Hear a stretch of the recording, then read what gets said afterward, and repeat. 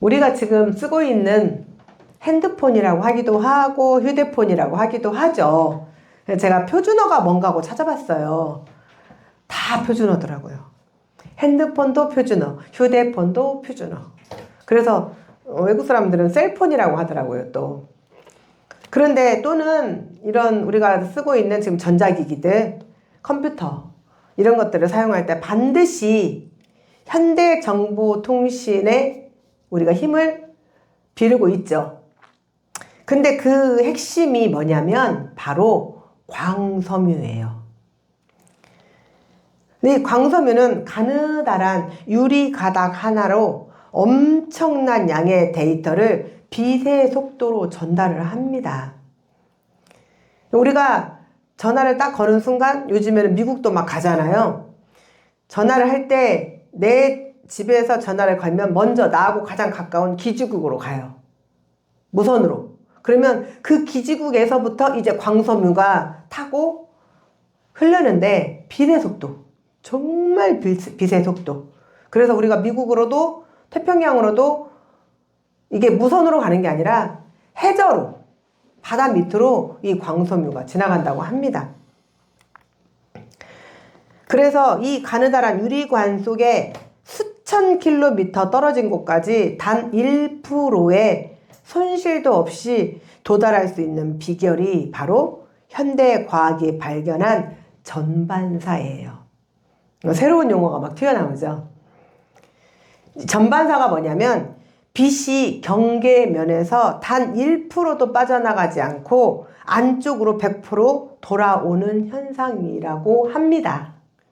이 전반사가 빛이 쭉 나갈 때 1%도 밖으로 빠져나가지 않고 그냥 100% 다시 이렇게 돌아오면서 이렇게 모이는 현상. 근데 빛은 본래 성질상 하나의 매질이 뭐냐면 빛이 지나가는 통로. 그러니까 다시 말하면 유리섬유. 그 속을 지나가는 그 통로에서 다른 매질을 만날 때, 다른 통로를 만나면 그 경계면에서 밖으로 꺾여 나가려는 본성이 있죠. 그 유리라는 통로를 지나던 빛이 공기라는 다른 환경을 만나면 밖으로 새어나가는데 우리는 이것을 빛의 굴절이라고 하죠. 하지만 이 광섬유 내부 안에서는 빛이 밖으로 새어나가는 것을 절대로 허용하지 않죠. 그래서 빛이 유리벽을 타고 밖으로 탈출하려는 그 찰나에 광섬유의 그 외벽이 빛을 안쪽으로 다시 완벽하게 튕겨내기 때문입니다. 여기에는 바로 임계각이라고 하는 절대적인 법칙이 존재를 합니다. 이 임계각이 뭐냐면 빛이 밖으로 새지 않고 안으로 다시 굽어 돌아오게 만드는 최소한의 각도를 말을 하는 거예요. 빛이 이 정해진 각도를 단 1도라도 벗어나면 즉시 유리벽을 뚫고 나가서 소멸해 버리지만 이 임계각 안에서 중심부에 온전히 밀착될 때 그때 빛은 그 어떤 방해도 받지 않고 끝까지 전진을 합니다. 과학자들은 이 빛의 그 현상을 빛의 갇힘이라고 부릅니다. 빛이 스스로 정해진 통로 안에 갇히기를 선택을 할 때 비로소 강력한 정보이자 생명력이 된다는 거예요. 그러니까 우리가 지금 이러한 현대 정보혁명의 시대에 살고 있는 거죠. 우리는 그냥 너무나 편하게 휴대폰을 쓰고 있지만 그런데 우리가 바로 영적으로 우리의 영혼이 세상을 밝히는 빛의 자녀로 끝까지 승리할 수 있는 비결이 바로 이와 같다는 겁니다. 우리는 하나님의 말씀이라는 거룩한 매질, 다시 말하면 말씀의 그 통로를 통과하는 빛들이에요. 하지만 세상은 끊임없이 우리를 유혹해서 말씀의 통로 밖으로 우리를 어떻게 하려고 할까요? 굴절시키려고 하죠. 그래서 빛이 온전히 전진하지 못하도록. 그래서 내 생각의 각도가 말씀의 임계각을 조금이라도 벗어나서 세상이라는 다른 매질로, 다른 통로로 꺾이는 순간 은혜는 밖으로 새어나가고 영적 에너지는 소실되겠죠. 밖으로 꺾이려는 내 자아의 고집을 꺾고 오직 주님의 법도라는 그 경계선 안에서 나를 복종시켜 그리스도께만 전반사, 뭐라고 그랬어요? 100% 밀착 되게 할 때에 우리는 비로소 주님의 말씀에 빛의 속도로 우리가 바로 데이터가 되는 거예요. 그게 뭐예요? 전달하는 일. 우리가 그렇게 주님께만 온전히 집중하여 연결될 때 우리는 어떤 어둠도 끊을 수 없는 강력한 생명의 빛을 전달하는 사명자가 될 수 있습니다. 주님은 이 에베소 교회에 우리 저번 예배 때 1부 때 배웠죠. 첫사랑을 회복해야 함에도 불구하고 주님은 이 에베소 교회의 그 식어버린 첫사랑을 아프게 책망을 하셨잖아요. 그런데 그것은 뭐라고 했어요? 곧 나를 책망하기 위한 책망이 아니라 나를 너무 사랑하시기 때문에 얼른 돌아오라고 하는 주님의 사랑의 손짓이라고 말씀을 들었습니다. 그런데 오늘 6절 말씀을 봤더니 그들이 끝까지 지켜온 한 가지가 있어요. 그 한 가지를 주님이 어떻게 하셔요? 칭찬하셔요. 뭐라고 칭찬하셔요? 오직 네게 이것이 있으니 네가 니골라당의 행위를 미워하는도다. 나도 이것을 미워하노라. 그렇다면 주님이 미워하시고 에베소 교회도 미워했던 이 니골라당은 대체 어떤 당일까요? 이런 걸 모르기 때문에 성경을 읽다 보면 졸리기만 하는 거예요. 읽어도 눈으로만 읽고. 이 니골라당은요, 아주 교묘하고 위험한 가르침을 퍼뜨리던 사람들이었어요. 그들은 우리는 이제 은혜로 구원을 받았으니 육신은 무슨 죄를 지어도 상관이 없다. 그래서 여전히 하나님을 믿는데도 불구하고 술 먹고 담배 피고 온갖 못된 데 다니고 영혼만 깨끗하면 됐지. 맞습니까? 육체는 마음대로 즐겨도 된다? 말도 안 되는 이런 소문을 퍼뜨리는 자들이 바로 뭐다고요? 니골라당. 이것은 복음의 자유를 방종으로 바꾸어 버리는 무서운 유혹입니다. 우리는 이 니골라당의 뿌리를 이해하려면 다시 거슬러 올라가야 돼요. 어디로? 출애굽. 이스라엘의 출애굽의 역사를 보아야 합니다.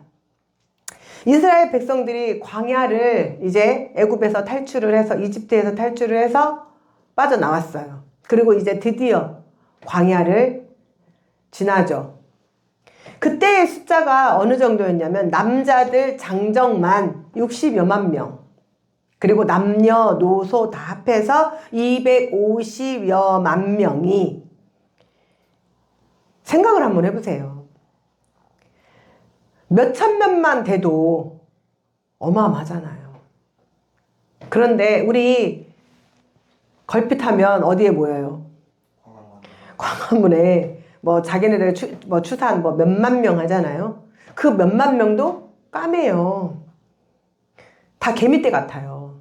그런데 250여만 명의 사람들이 대열을 이루어서 거기다 중간중간 깃대를 들고 그리고 줄을 맞춰서 쫙 오는 그 장엄한 광경. 예전에 영화에 10개라는 영화를 보면 이스라엘 그 백성들이 그 나오는 장면이 카메라 앵글이 저기에서 점으로 한번 보였다가 어마어마한 무리가 지나가다가 나중에 그 점으로 다시 이렇게 마무리되는 그 씬이 나옵니다. 영화로 봐도 장관이에요. 지금 같았으면 그 10개를 지금 찍었으면 더 멋있게 찍었을 것 같아요. 뭐가 있으니까? CG 처리하면서. 근데 그때는 10개가 나왔을 때는 그런 기법이 없었어요. 그래도 어쨌든. 그런데 이 어마어마한 무리를 본 모압의 왕 발락이 두려움이 확 엄습을 하는 거예요. 저들을 정면 승부로는 도저히 이길 수 없음을 직감하고 저 머나먼 지금 현재 유브라데 메소포타미아 지방에 아주 용하다는 이방의 무당을 불러들이죠. 그 무당이 바로 발람입니다.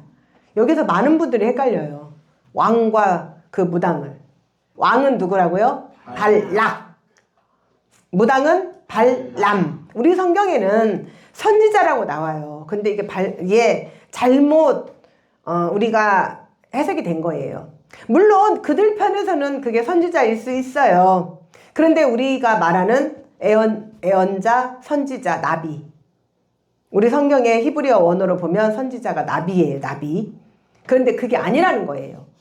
다시 말하면 우리식으로 보면 뭐다? 무당.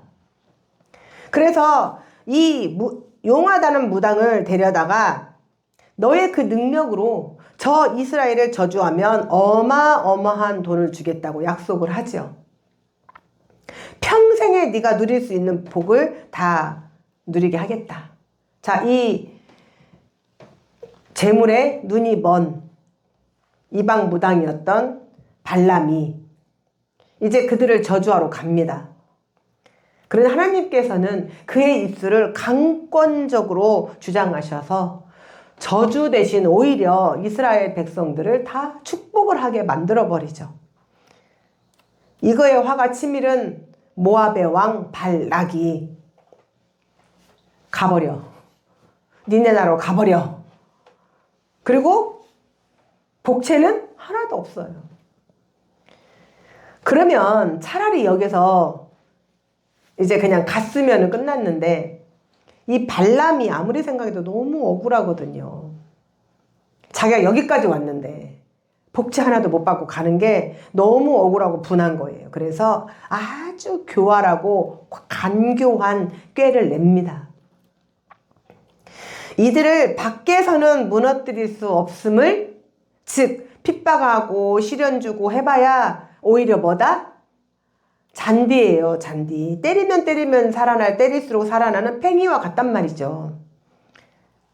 스스로 죄를 짓게 만들자. 그리고 즉시 시행에 옮기죠. 그는 모압과 미디안의 너무 아름다운 여자들을 선별을 해서 이스라엘 진영으로 보냅니다.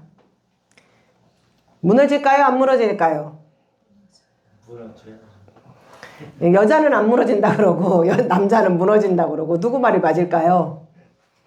남자 말이 맞죠.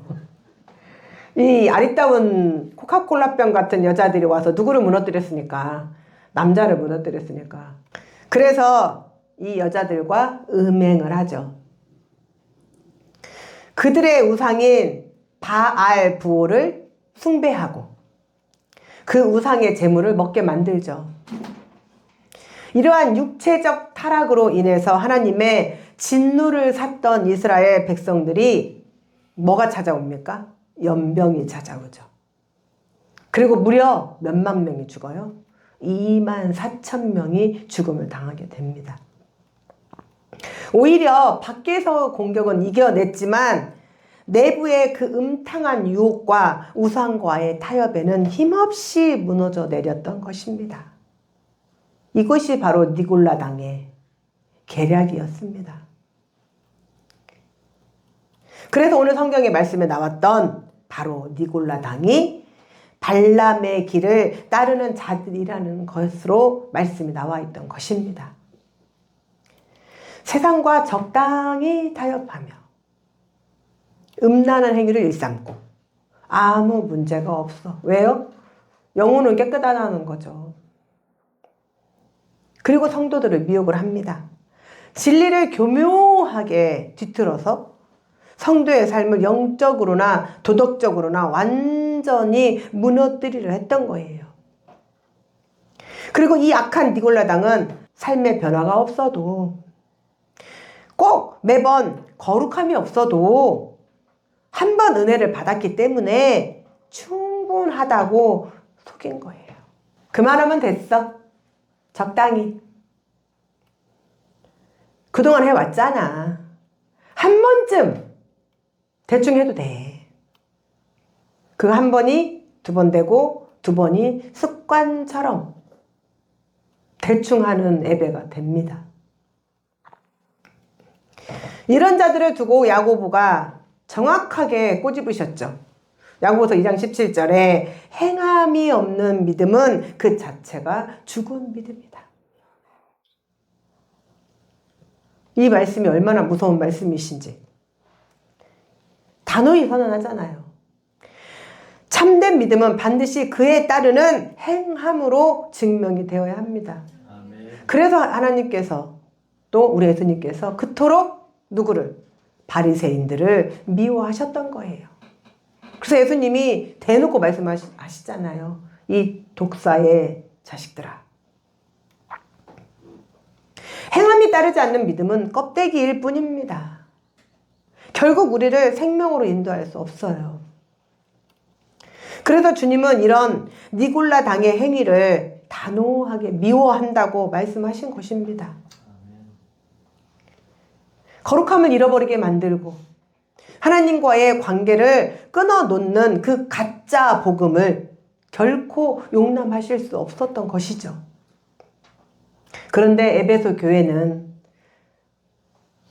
너무 열심히 너무 사역만 하다 보니 정작 하나님과의 사랑은, 예수님과의 사랑은 식었을지 모르지만 이 니골라당의 행위만큼은, 그 거짓만큼은 용납하지 않았던 거예요. 그래서 제가 늘 말씀을 드리잖아요. 두 눈을 똑바로 뜨고 부릅뜨고 계십시오. 그래서 그 누구라도 교회에서 믿었던 자들이 이상한 소리를 하거든 바로 경계하십시오. 그리고 여러분들은 자신들을 돌아보아야 합니다. 지금 내가 하고 있는 그 어떤 일들이 타성에 젖어서 습관적으로 하고 있는 것은 아닌가. 반드시 하나님 앞에 점검하셔야 합니다. 내가 적당히 하고 있는가? 주님이 미워하시는 것을 함께 미워하면서 그 진리의 보루를 끝까지 지켜낸 그 에베소 교회. 오늘 우리에게도 주님이 미워하시는 것을 같이 단호하게 거절할 수 있는 그 영적 분별력이 반드시 필요합니다. 사랑하는 성도 여러분, 우리가 경계해야 할 현대판 니골라당의 그 교묘한 속임수는 바로 삶이 빠진 안일한 구원론. 한 번 구원은 영원한 구원이다? 맞아요? 그렇다면 왜 출애굽할 때 모세가 이스라엘 백성들을 그 죄악을 보면서 하나님 앞에 기도를 엎드려서 했을까요? 그때 하나님이 뭐라고 말씀하셨죠? 내가 이들을 생명책에서 지워 버리리라. 그러면 생명책에 일단은 기록이 되어 있었다는 거예요. 그러니까 지우겠다는 거죠. 그러면 한 번 구원은 영원한 구원이다? 아니다? 아닙니다. 우리는 구원을 위해서 언제까지? 주님 앞에 서는 그날까지. 이미 구원받았으니 내 삶은 어떻게 살든 상관없다. 이 치명적인 영적 독소가 우리 안에 퍼져 있지는 않는지. 예배당 안에서는 거룩한 성도인이 예배당 문을 나서는 순간 세상 사람과 적당히 타협하면서 살아도 돼. 나 주일 지키잖아. 나 기도하잖아. 말씀 읽잖아. 그것이 여러분들의 방패가 되면 안 됩니다. 나의 욕망을 쫓아서 살아가고 있다면 그것이 바로 주님이 미워하시는 니골라당의 행위입니다. 성경은 분명히 경고하고 있습니다. 행함이 없는 믿음은 그 자체가 죽은 것이다. 세상의 가치관과 적당히 섞여 지내면서 입술로만 주를 부르는 것은 주님을 기만하는 행위입니다. 주님은 지금도 우리에게 세상과 구별된 거룩한 행실을 요구하고 계십니다. 나의 유익을 위해서 진리를 뒤로하고 세상의 방식과 손잡는 그 모든 타협을 예수님의 이름으로 끊어내십시오. 주님의 편에 서서 손해를 보더라도 말씀대로 살아내어서 우리의 믿음을 증명해야 합니다. 진리를 소화하기 위해 세상의 길을 거절하고 좁은 길을 걷는 그 마음을 주님은 지금도 가장 귀하게 보고 계십니다. 이제 주님은 에베소 교회를 향한 말씀을 마무리하시면서 우리 모두를 향해 선포하십니다. 귀 있는 자는 성령이 교회들에게 하시는 말씀을 들을지어다. 아멘. 너희들이 이기는 자들에게는 내가 하나님의 낙원에 있는 생명의 나무를 주어 먹게 하리라. 아멘. 여러분, 지금 주님이 귀 있는 자는 들을지어다 이 말씀이 단순히 그냥 소리를 들으라는 것이 아닙니다. 세상의 수많은 유혹과 거짓된 그 가르침 속에서도 나를 향한 주님의 그 절박하고도 따뜻한 그 음성을 여러분 마음에 새기라는 것입니다. 성령께서 우리 안에서 탄식하며 들려주시는 그 회복의 음성에 민감하게 반응하는 사람, 그 사람이 바로 귀가 있는 사람입니다.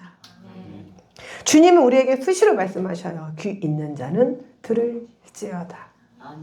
네 믿음대로 될지어다. 그러면서 주님은 이기는 자에게 주시는 약속이 하나님 낙원에 있는 생명나무의 열매를 주어 먹게 하신다고 하십니다.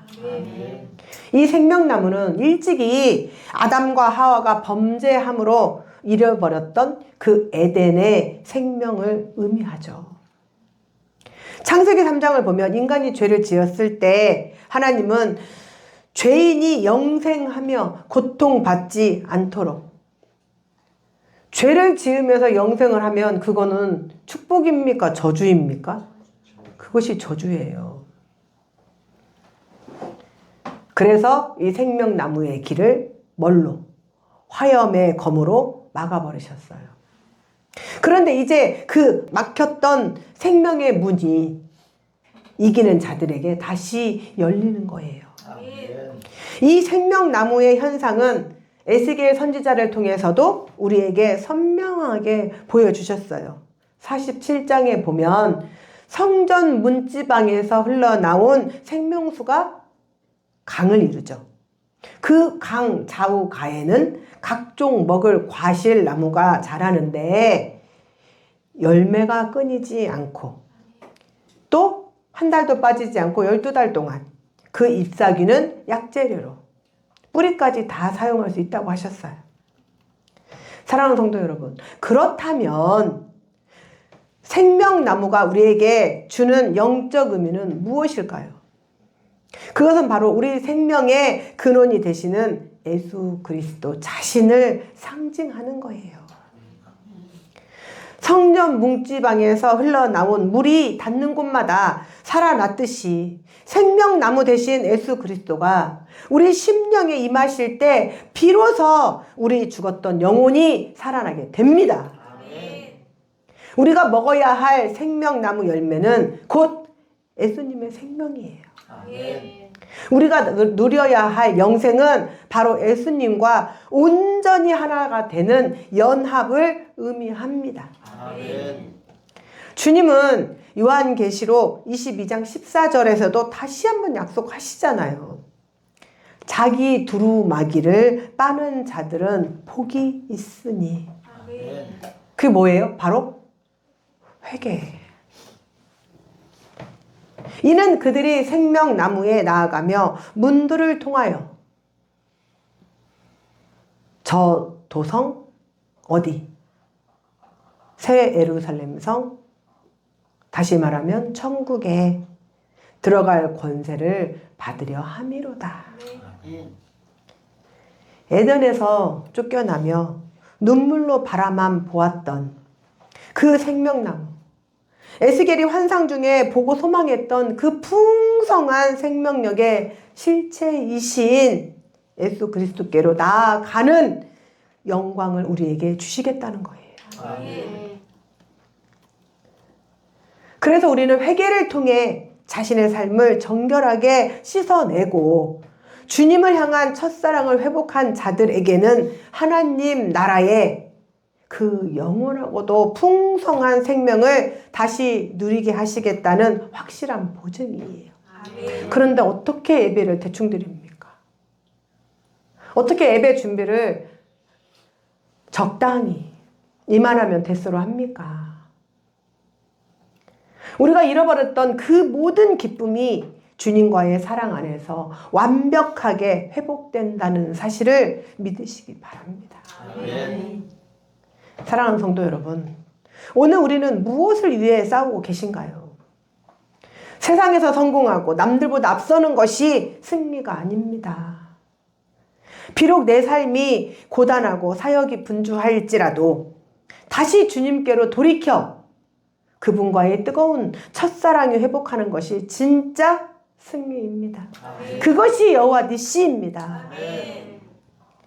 니골라당의 유혹처럼 적당히 타협하여 편안한 길을 가는 것이 아니라 행함이 있는 살아있는 믿음으로 주님의 길을 묵묵히 걷는 자가 바로 이기는 자입니다. 아멘. 사랑하는 성산주얼반교 성도 여러분, 또 온라인으로 예배를 드리시는 여러분, 특별히 제가 온라인으로 예배를 드리시는 분들에게 말씀을 드렸습니다. 반드시 밴드가 켜지는 순간 들어오십시오. 그리고 끝날 때까지 끝나는 게 아닙니다. 이 정도면 됐어 하고 빠져나가지 마십시오. 말씀만 듣고 빠져나가지 마십시오.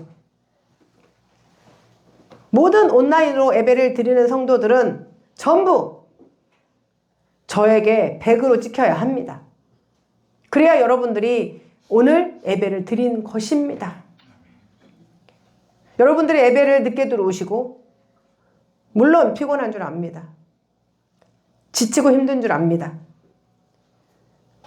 그러나 그럴지라도 예배를 통해서 여러분들의 그 피곤과 지침이 풀어질 줄 믿습니다.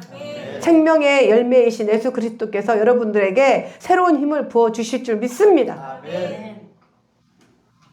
여러분들이 100% 예배를 드리지 않는다면, 누가 보지 않아서 내 마음대로 예배를 드리신다면 하나님께서 나도 너를 적당히, 여러분들에게 주시고자 들고 계시는 그 축복의 바구니를 대충 흩으시고 적당히 이만큼만 그러신다면 여러분 어찌하겠습니까? 저에게 다 찍힙니다. 그렇다고 또 틀어만 놓고 예배 자리 이탈하지 마십시오. 제가 틀림없이 말씀을 드렸습니다. 교회에 와서 예배 드리는 것과 똑같이 될 수 있으면 옷을 갈아입으십시오. 그래야 여러분들의 마음이 정자세가 됩니다. 교회에 오는 것과 똑같습니다. 하나님을 보고 계십니다. 하나님의 불꽃 같은 눈으로 여러분의 행동 하나하나, 여러분들이 어떤 자세로 예배에 임하는지 하나님이 다 보고 계십니다. 그래서 밴드가 켜지기 전에 10분 전에 준비하시고, 이제 다 시간을 대충 알지 않습니까? 10분 전에 준비하시고 최소 5분 전 준비하시고 기도하십시오. 오늘 이 예배가 나를 위한 예배라고, 오늘 이 예배가 나를 위한 하나님의 사랑이시라고.